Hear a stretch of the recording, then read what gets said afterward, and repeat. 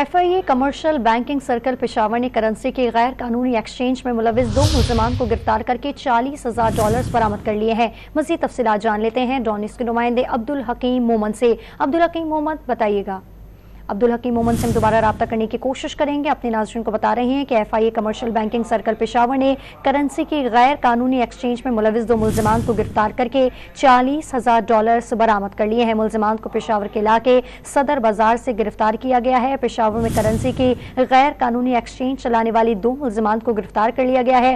गिरफ्तार मुल्जिमान से $40,000 बरामद कर लिए गए हैं। मुल्जिमान को पेशावर के इलाके सदर बाजार से गिरफ्तार किया है। FIA commercial banking circle Peshawar ने करेंसी की गैर कानूनी एक्सचेंज में मुलविस 2 मुल्जिमान को गिरफ्तार करके $40,000 बरामद कर लिए हैं। मुल्जिमान को पेशावर के इलाके सदर बाजार से गिरफ्तार किया गया है। आपको अपडेट कर रहे हैं कि पेशावर में करेंसी की गैर कानूनी एक्सचेंज चलाने वाले 2 मुल्जिमान गिरफ्तार कर लिए गए।